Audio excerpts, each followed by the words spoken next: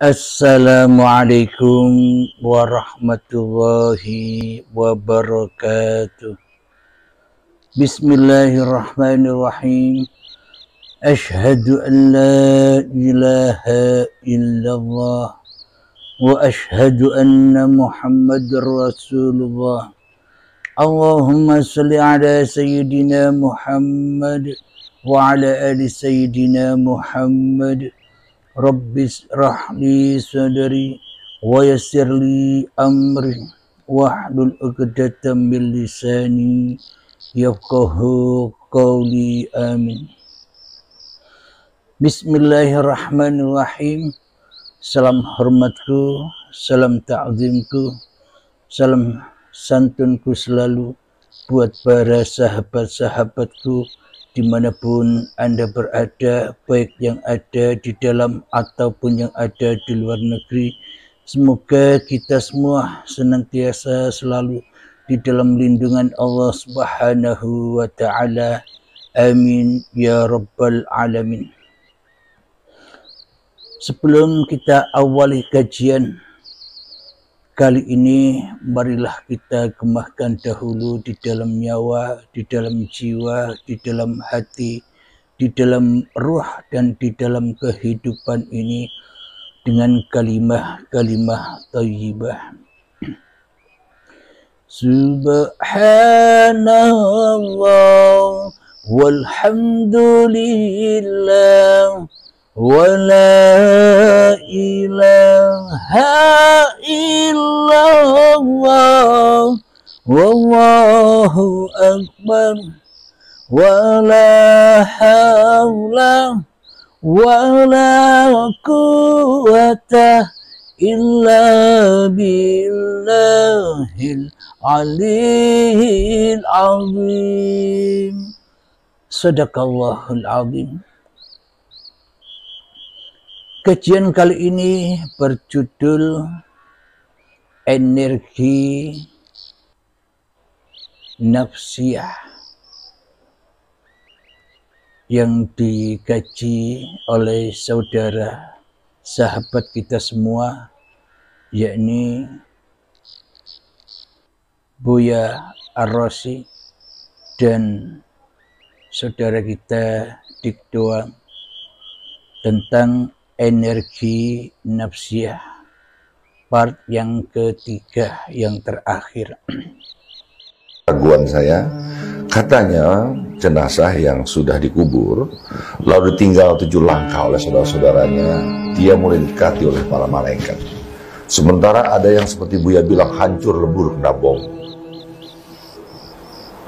Saat itu dia didatangi, atau saat dikubur dia didatangi, yang didatangi siapa nih Buya? Karena ruhnya kan sudah membara saat itu ketika dia dibom. Jasadnya atau ruhnya? Atau nafsnya? Ya, nafs itu sebenarnya Bang Dik, itu adalah, saya membahasakan mungkin lebih enak, energi. Energi? Jiwa bukan? Ya, nafs atau jiwa itu adalah energi yang tumbuh, yang muncul ketika ruh ditiup kepada badan. Maka muncullah namanya kuwah nafsiyah, energi jiwa. Jadi inti dari nafs itu tetap ruh. Tetap ruh, ya. Tetap ruh. Namun porsi nafs ini lebih banyak kepada jasad.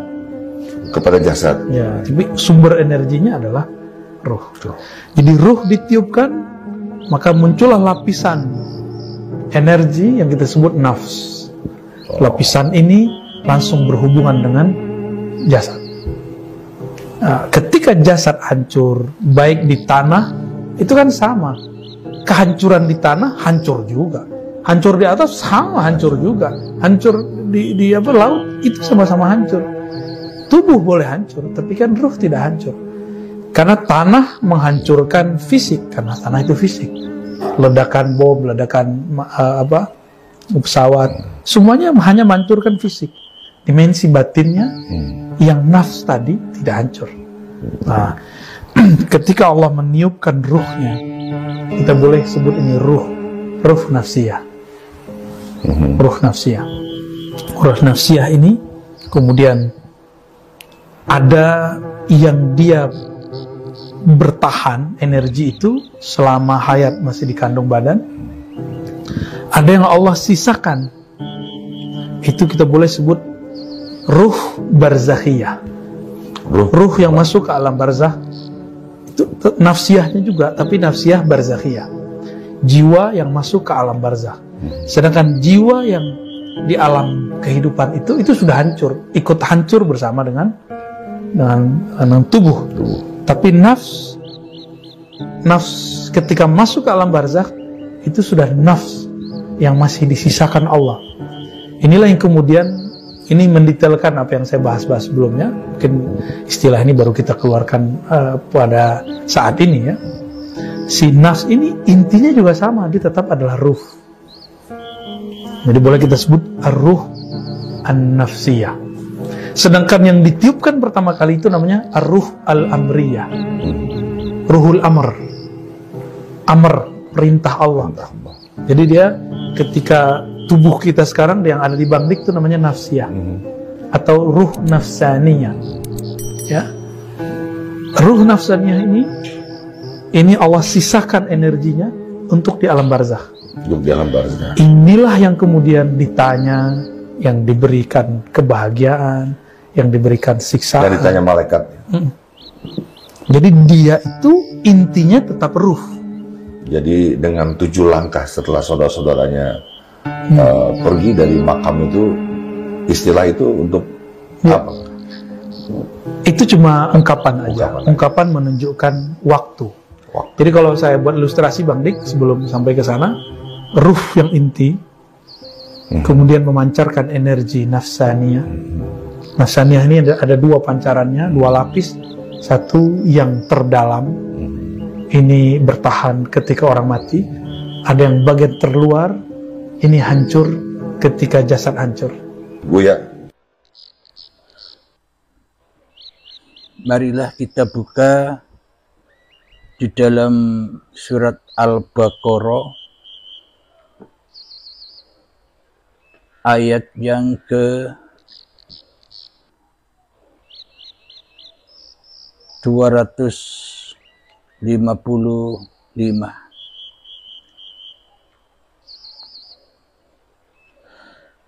A'udzu billahi minasy syaithanir rajim.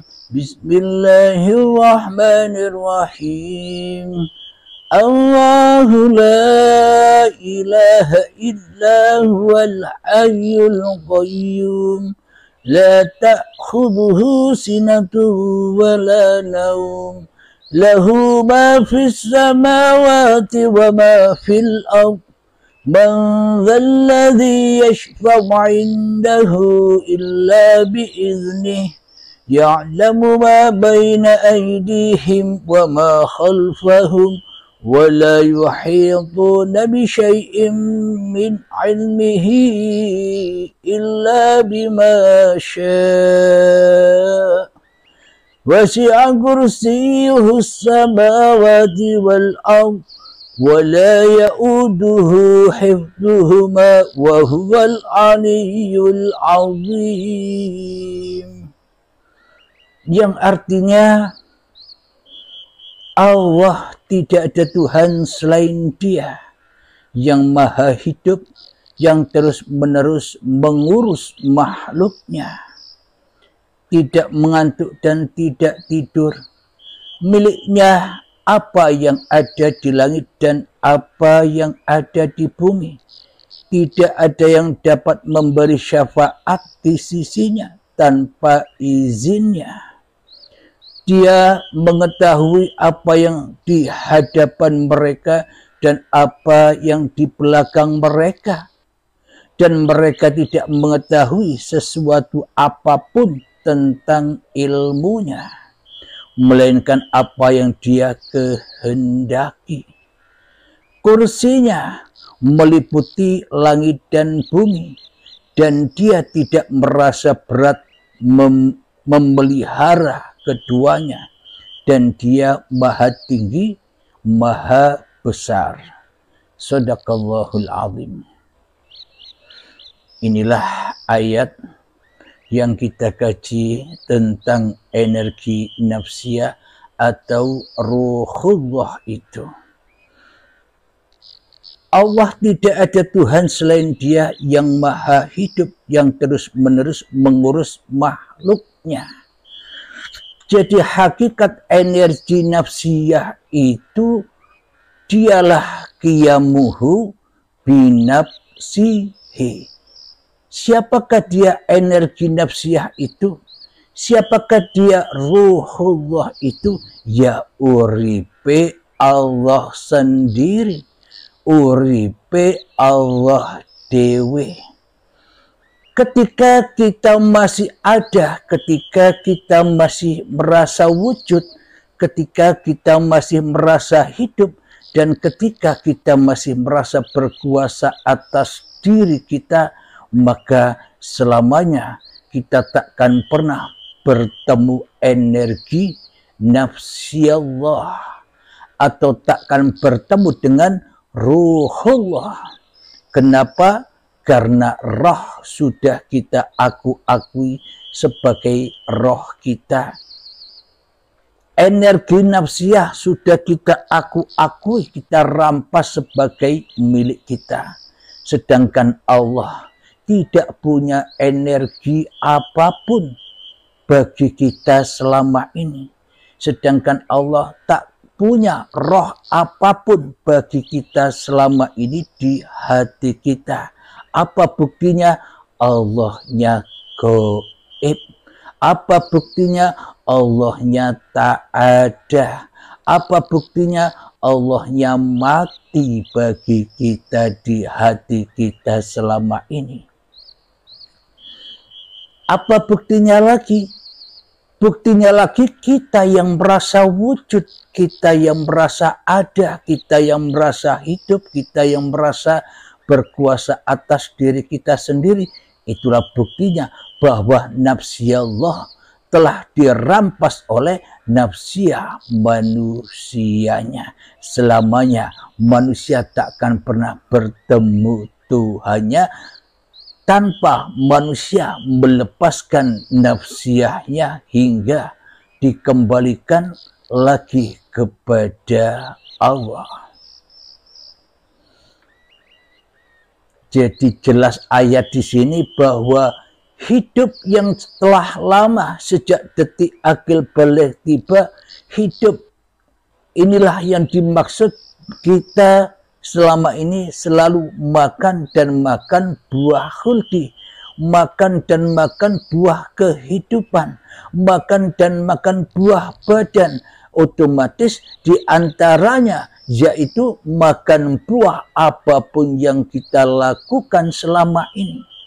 Kepintaran kita makan sendiri, kecerdasan kita makan sendiri, pangkat jabatan kita makan sendiri, sholat kita makan sendiri, ibadah beramal kita makan sendiri, sholawatan kita makan sendiri, zikiran kita makan sendiri, kekayaan kita makan sendiri, kecantikan, ketampanan kita makan sendiri. Seolah-olah kitalah yang jadi Tuhan satu-satunya di dalam hati kita selama ini.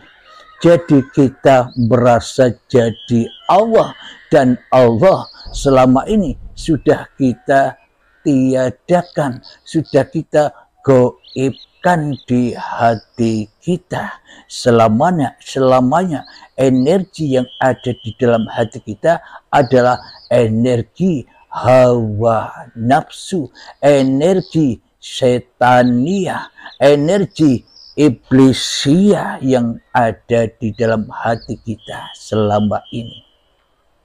Dan otomatis di dalamnya kita selalu dan selalu diutus, dirasuli, disuruh-suruh oleh iblis dan setan, sehingga hati kita, sehingga akhirat tempat pulang kita hanya kepada iblis dan setan, yakni linapsi di dalam kehidupan ini.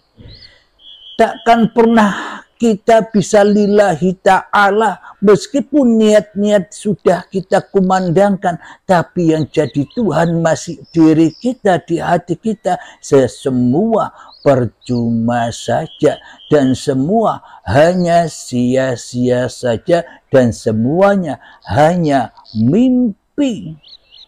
Mimpi aku adalah manusia, mimpi hidup ini adalah milikku, mimpi badan ini adalah badanku, mimpi aku adalah manusia yang bernama Abdul Halim, mimpi aku sebagai ayah dari anak-anakku, mimpi aku sebagai istri dari istriku, mimpi dan semua apa yang kulakukan selama ini hanyalah mimpi doang. Mimpi saja. Itulah di dalam mimpi kita ditunjukkan bahwa di dalam mimpi kita tak punya peran apapun dan tak bisa kita memilih peran-peran yang kita perankan kecuali Allah yang memilihkan.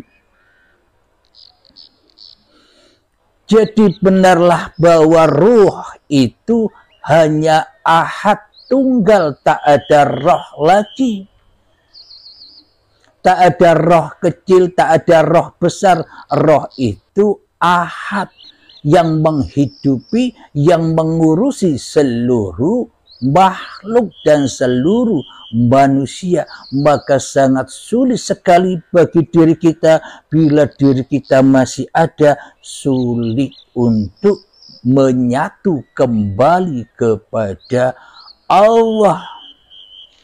Kecuali kita hanya kembali kepada iblis dan setan yang selama ini kita anut sebagai pemimpin-pemimpin kita untuk jauh dari Allah, untuk selalu syirik kepada Allah, untuk selalu menyerupai Allah, untuk selalu ingkar kepada Allah, untuk selalu selingkuh dari Allah, dan untuk selalu mensekutukan Allah saja selama ini. Jadi sia-sialah ibadah kita. Jangankan ibadah-ibadah kita, jangankan beragama kita, jangankan kita bertuhan selama ini, hidup kita saja, badan kita saja selama ini hanya sia-sia saja bila yang jadi Tuhan di dalam hati kita masih diri kita, bila yang wujud di dalam hati kita masih diri kita, bila yang hidup di dalam hati kita masih diri kita, bila yang berkuasa atas diri kita masih diri kita, semuanya percuma saja karena kita sudah mengaku-ngaku jadi Tuhan, kita mengaku-ngaku jadi Allah tanpa kita sadari selama ini. Jadi jika kita sudah mendengarkan petuah-petuah hak dari Allah ini, maka bangunlah. Bangunlah dari tidur panjangmu. Bangunlah dari mimpi-mimpi duniamu. Beranjaklah, hijrahlah, kembalilah kepada Tuhanmu yang telah menciptakan kamu. Kembalilah kepada Tuhanmu yang telah mengurusi kamu sejak dari tanah hingga saat ini, hingga sampai menjadi tanah lagi kelak. Kita lanjutkan. Dia tidak mengantuk dan tidak tidur. Kadang ada sahabat yang bertanya, Kang Mas, bila hidup ini Allah, bila aku tidur berarti Allah kan juga tidur. Bila hidupku ini Allah, bila aku makan Allah berarti butuh makan. Bila hidup ini Allah, bila aku sholat berarti Allah nyembah Allah, yang sholat Allah, yang disembah Allah. Itu bagi sahabat-sahabat kita yang masih baru mengenal, baru memahami kajian-kajian di Uripe Allah ini. Jadi Allah tidak mengantuk dan tidak tidur. Maknanya bagaimana? Coba kita hayati, kita resapi. ketika Pak Dalang memainkan wayang-wayangnya, ketika ada peran wayang di pagelaran itu, kemudian wayang yang satu tidak dipermainkan, Sang Dalang memainkan wayang yang lainnya. Itulah yang dimaksud tidur, ditidurkan wayangnya, kita diistirahatkan oleh uripe Allah supaya sehat, supaya tidak capek, supaya panjang umur. Semuanya demi kita sendiri, bukan demi Allah. Allah tak butuh apa-apa karena Allah lah yang memerankan seluruh manusia dan seluruh makhluk di alam raya ini. Ketika kita tidur, yang bangun masih banyak. Kalau hidup ini Allah, kalau aku tidur berarti Allah tidur. Bila hidup ini tidur, Allah tidur, berarti serentak tidurnya jamaah. Bila aku tidur, manusia di seluruh Indonesia, manusia di seluruh Rusia, manusia di seluruh Arab, manusia di seluruh dunia, serentak jamaah tidur semua. Hayawan-hayawannya tidur semua. Tumbuh-tumbuhannya tidur semua. Jadi hancur kiamat kalau begitu. Jadi Allah mendiamkan hambanya, menidurkan, dan Allah memainkan, menggerakkan yang lainnya. Ibarat begini, untuk mudah pemahamannya. Di dalam akuarium yang besar banyak terdapat ikan-ikan, miliaran ikan-ikan. Hidupnya ikan tergantung pada air. Air ada di dalam ikan dan air ada di luar ikan. Jadi ibaratkan bagaimana mungkin ikan mencari Tuhannya sementara ikan sudah di dalam Tuhannya. Bagaimana mungkin ikan mencari air yang menghidupi, yang menumbuhkan, yang menciptakannya sementara dirinya sudah di dalam air itu. Bagaimana mungkin manusia mencari Tuhannya sementara manusianya sudah berada di dalam Tuhannya. Al-insanu sirri wa ana sirruhu. Manusia itu adalah sebuah rahasia dan akulah yang merahasiai manusia. Jadi ketika di dalam air itu ada ikan yang tidur, ada ikan yang bangun, itulah yang dimaksud Allah Maha Perkasa meliputi seluruh apapun yang diciptakannya. Contoh lagi ilustrasinya, logikanya. Contoh baju yang kita pakai. Jadi baju yang kita pakai ibaratkan wayang, ibaratkan bayanganku. Tanpa aku bajuku tak ada. Dengan aku bajuku bisa ngapa-ngapain, bisa ikut ngaji begini. Tapi baju yang lainnya tidur semua di dalam almari. Baju yang lainnya dicuci atau dijemur. Nah, itulah yang dimaksud uripe Allah meliputi seluruh makhluk-makhluknya. Jadi, bila hidup ini Allah, maka Allah berkuasa atas seluruh makhluknya. Entah ketika kita ditidurkan, ya juga dikuasai Allah. Ketika kita dibangunkan, ya juga dikuasai Allah. Ketika kita didudukkan, ya juga dikuasai Allah. Ketika kita diberdirikan, ya juga dikuasai Allah. Ketika kita sholat juga dikuasai oleh Allah. Ketika kita beribadah, ketika kita bekerja, dan ketika kita ngapa-ngapain saja, semuanya sudah di dalam Allah. Karena urip iki uripe Allah, luar dan dalamnya Allah. Allah meliputi segala sesuatu. Inilah yang dimaksud energi nafsiyah. Inilah yang dimaksud Ruhullah tunggal. ibarat air di lautan yang menghidupi biliunan ikan-ikan.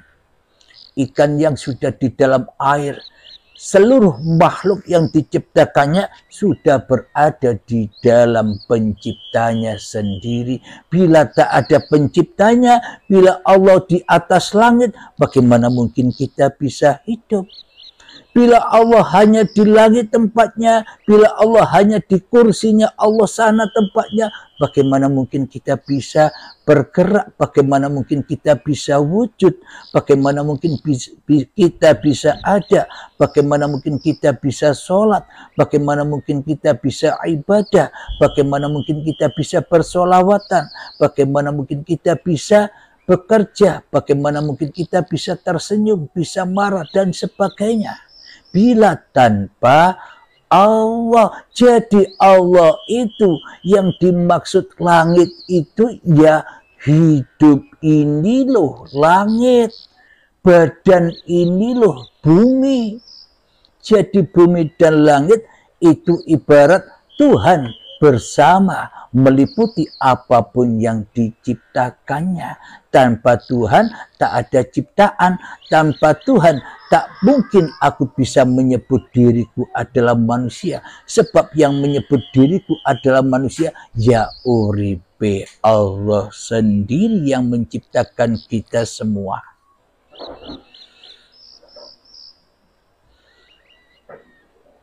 Miliknya lah apa yang ada di langit dan apa yang ada di bumi. Apa maknanya? Miliknya Allah lah hidup ini, milik Allah lah badan ini. Inilah yang dimaksud dohir batinnya Allah. Ini semua akan nyata, akan gamblang, akan nampak kewujudannya ketika kita sudah tak wujud lagi di hati kita. Ketika kita sudah terbaiat kembali kepada rahmatullah, maka yang ada hanyalah Allah sahaja. Itulah yang dimaksud hari kebangkitan itu. Ketika manusia sudah bertemu dengan hari kiamatnya, sudah beriman dengan hari kiamatnya, bahwa hidup ini, bahwa badan ini bukan milikku semua, apalagi apapun yang meliputi di antara hidup dan badan ini. Sholatku bukan milikku, kecerdasan bukan milikku, kepintaran bukan milikku, pangkat jabatan bukan milikku, harta bukan milikku, istri dan anak bukan milikku. Jangankan semua yang aku akui sebagai milikku, harta, urusan dunia, diriku pun juga bukan milikku, tapi milik Allah sebagai penguasa langit dan bumi. Inilah yang dimaksud oleh Kanjeng Nabi Muhammad, oleh baginda Rasulullah. Kita diutus innamal a'malu binniyah, di dalam segenap kehidupan, di dalam segenap apapun yang kita kerjakan. Berdiri, duduk, makan, minum, ke kamar mandi, sholat, rebahan, ibadah dan sebagainya. Innamal a'malu binniyah, di dalam tiap-tiap detik. Kenapa? Supaya kita bisa pulang ke akhirat menuju Allah. Ketika kita sudah berkendara kehendak atau barokallah. Ketika kita sudah dikuasai Allah, ketika kita sudah dirasuli Allah, ketika kita sudah diutus Allah, ketika kita sudah disuruh Allah ngapa-ngapain saja, itulah yang dimaksud syahadat itu. Itulah yang dimaksud kembali ke Nur Muhammad. Jadi agar kita tidak membulet, bingung lagi, mendengarkan cerita-cerita babakan syariat, babakan dohiriyat tentang ilmu ketuhanan, peganglah erat uripe Allah. Peganglah erat bahwa hidup ini bukan hidupku, bahwa badan ini bukan badanku, maka otomatis kita kembali ke akhirat. Di mana akhirat itu? akhirat itu adalah tempat awal kita berada. Dari akhirat kembali ke akhirat, awal di akhirat, akhir di akhirat. Jangan kembali kepada akhirat hawa nafsu kita sendiri selama ini. Akhirnya seluruh kehidupan, akhirnya seluruh apa yang kita lakukan tak bisa pulang dan tersesat, jatuh ke lembah neraka, ke lembah jahanam, berkumpul setan dan iblis. Kenapa? Karena yang jadi iblis dan setan ya kita sendiri yang nyata ini. Inna syaitana lakum aduwwum mubin. Sesungguhnya setan itu adalah musuhmu yang nyata bagimu. Maka berontaklah kepada musuh-musuhmu. Apa maknanya? Berontaklah kepada dirimu agar bisa pulang kepada Tuhanmu. Dari gaib kembali ke gaib, dari mati kembali ke mati, dari tiada kembali kepada ketiadaan. Itulah yang dimaksud mutu qoblal maut, matilah sebelum matimu. Itulah bekal kita, yakni bekal husnul khotimah. Kita sudah tahu tempat jalan akhirat pulang kita sebelum kita dipaksa. Sebelum kita pulang nanti kita sudah tahu jalannya. Jadi hidupnya enjoy wae, seneng wae. Ya itulah yang dimaksud surga di sisi Allah.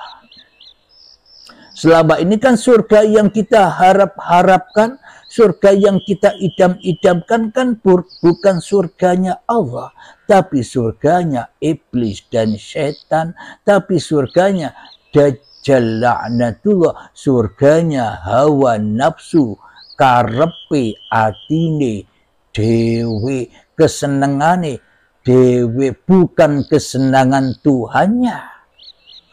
Apa kesenangan Tuhannya? Apa surga Tuhan itu? Bila kita sudah tak jadi Tuhan lagi di dalam hati kita, bila Allah sudah nyata kewujudannya, nyata kehadirannya di dalam hati kita, itulah surga Allah. Karepe Allah, itulah yang dimaksud lillahi ta'ala. Dan itulah yang sebenar-benarnya energi nafsiyah itu. Qiyamuhu binafsihi, Allah berdiri sendiri di dalam apapun yang diciptakan. Jadi bukan nafsiyah manusia lagi, jadi bukan roh manusia lagi. Manusia itu bukan apa-apa, manusia itu bukan siapa-siapa, akan tetapi Allah lah yang bersiapa-siapa dan Allah lah yang menciptakan apa-apa. Bila tak ada uripe Allah, apa-apa dan siapa-siapa ini semua takkan pernah wujud tanpa yang wujud. Alhamdulillahirabbil alamin.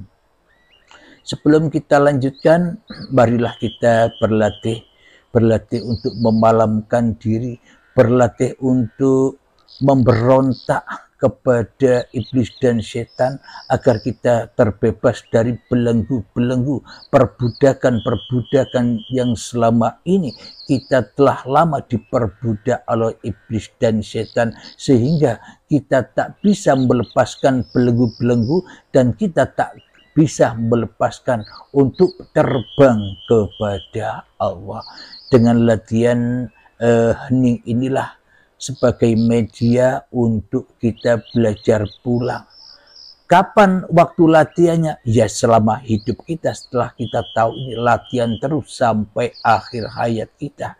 Melatih mentiadakan diri, melatih hanya Allah yang ada, hanya Allah yang wujud. Mengheningkan cipta, mulai bismillahirrahmanirrahim. Silakan dinikmati surganya Allah ini.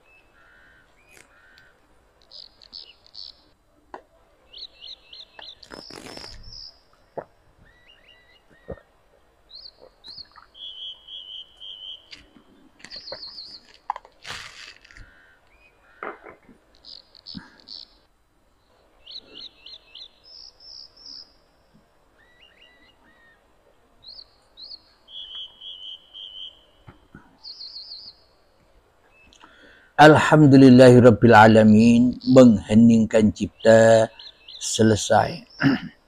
Kita lanjutkan, apa sih energi nafsiyah itu? Apa sih ruhullah itu? Jadi ruhullah, energi nafsiyah, qiyamuhu binafsihi, itulah surganya seluruh manusia, surganya seluruh makhluk yang diciptakan, surganya seluruh agama apapun yang diciptakan Allah, golongan apapun yang diciptakan Allah, golongan apapun atau aliran apapun yang diciptakan Allah, dikira agama, dikira semua golongan, dikira semua aliran bukan ciptaan Allah. Bila tak ada uripe Allah, semua itu takkan pernah ada. Jadi inilah yang dimaksud, pandanglah yang banyak kepada yang satu, pandanglah yang satu kepada yang banyak. Inilah yang dimaksud energi nafsiyah itu. Marilah kita bertamasya, berkunjung, menengok surganya Allah. Mari kita hayati hati kita. Bismillahirrahmanirrahim. Ini mengenai energi nafsiyah. Ya ayyatuhan nafsul mutmainnah, wahai jiwa-jiwa yang tenang. Bagaimana sih kita untuk memasuki agar jiwa kita ini tenang? Caranya adalah irji'i ila rabbiki radiyatan mardiyah. Pulangkanlah, relakanlah, ridhokanlah, pasrahkan lagi bahwa hidup dan badan ini bukan milik kita. Lengserkan ketuhanan yang ada di nafsiyah kita, lengserkan penguasa yang ada di hati kita, berontaklah kepada iblis dan setan, serta keluarlah jadi pengikut-pengikut Dajjal agar hatimu tenang, pulang kembali ke asal usulmu, yakni ketiadaanmu, yakni kegoibanmu. Berarti yang tak ada, berarti yang goib itu Tuhan apa kita. Jadi tergantung kita ini golongan iblis apa golongan ahlillah. Bila kita golongan iblis, maka Allahnya ya goib. Allahnya tidak jadi Tuhan, yang jadi Tuhan iblisnya. Itulah golongan iblis yang ada di neraka Jahanam, yang mana hatinya selalu dibakar dan dibakar dengan urusan-urusan dunia. Jadi untuk masuk kembali, pulang kembali ke kampung halaman tempat ketiadaan kita, pasrahkan bahwa hidup dan badan ini hanyalah milik Allah, bukan milik kita lagi. Itulah yang membuat kita, hati kita tenang, hati kita damai, hati kita enjoy di dalam kehidupan ini. Kenapa? Karena kita sudah dikuasai Allah. Kenapa? Karena kita sudah dijaga Allah. Kenapa? Karena kita sudah dipelihara Allah. Kenapa? Karena kita sudah disayang dan dikasihi Allah. Kenapa? Karena kita sudah dicukupi oleh Allah. Bukan kita lagi yang memiliki kasih sayang, bukan kita lagi yang memiliki kesabaran, bukan kita lagi yang memiliki kemarahan, bukan kita lagi yang memiliki ketaatan dan kemaksiatan. Kenapa? Tanpa uripe Allah semua itu takkan pernah ada. Jadi tidak mungkin Allah menyesatkan kekasih-kekasihnya, karena Allah selalu menjaga kekasih-kekasihnya. Innal awliya la khawfun alaihim wa lahum yahzanun.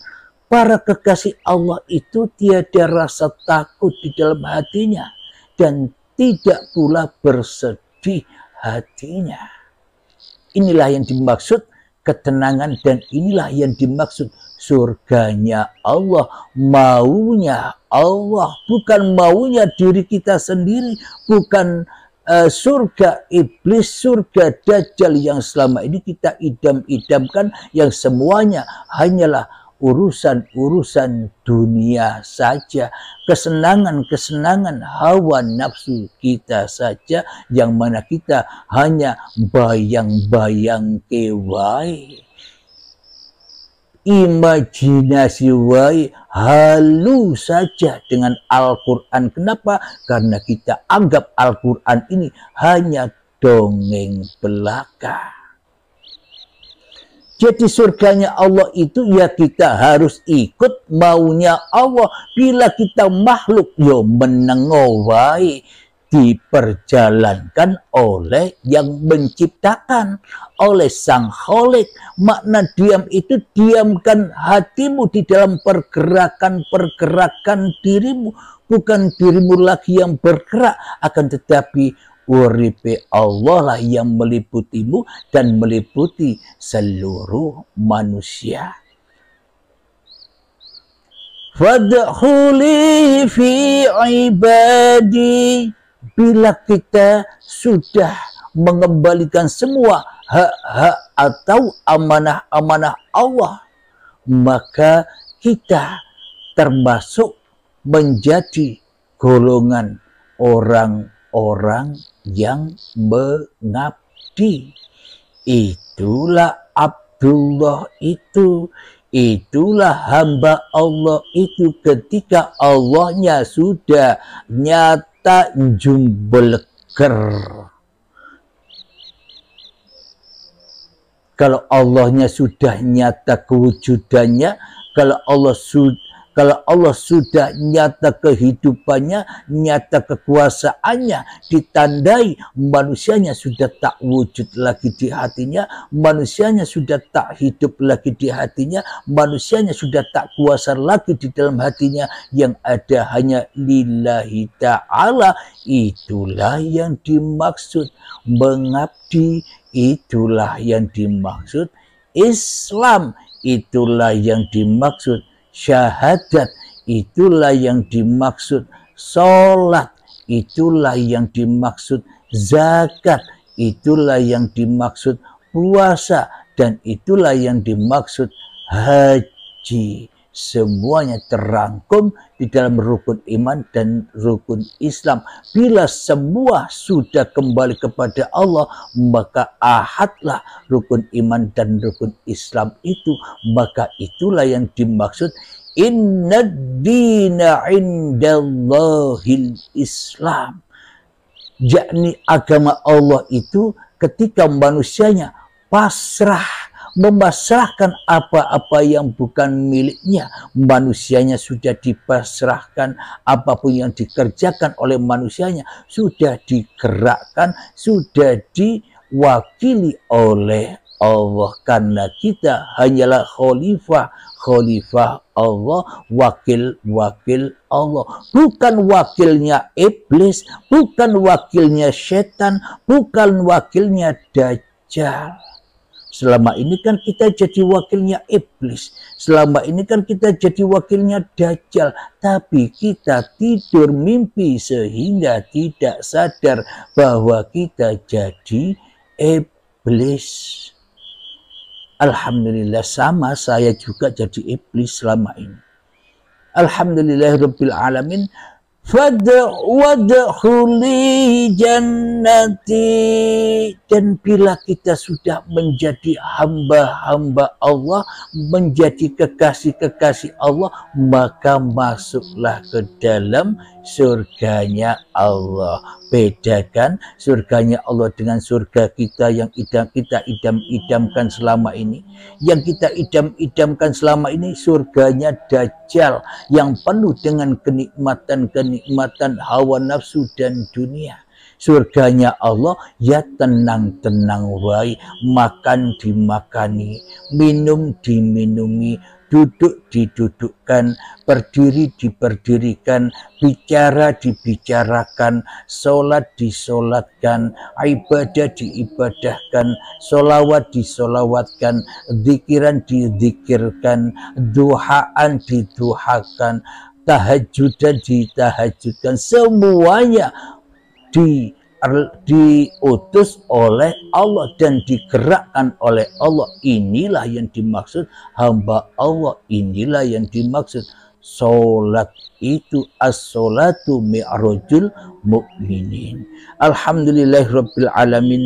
Semoga saya khususnya dan semoga kita semua selalu bersama seiring sejalan menuju kepada jalan Allah, membela agama Allah, membela hanya Allah yang wujud daripada kewujudan diri kita sendiri di hati kita. Itulah yang dimaksud membela agama yang akbar. Alhamdulillah, sebelum kita akhiri, marilah kita kemahkan salawat dhalimin tabul bala. Allahumma salli ala sayyidina Muhammad wa asghili zalimin bizalimin. Allahumma salli ala sayyidina Muhammad wa ashghili zalimin bizalimin wa awrijna min bainihim salimin wa ala alihi wa sahbihi ajma'in. Alhamdulillahi rabbil alamin.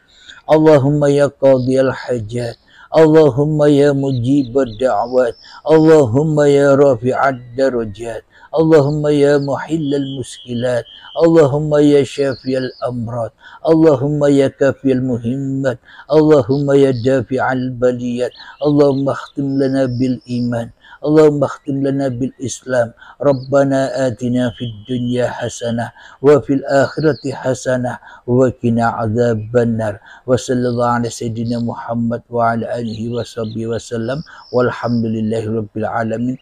Akhirul kalam. Assalamualaikum warahmatullahi wabarakatuh.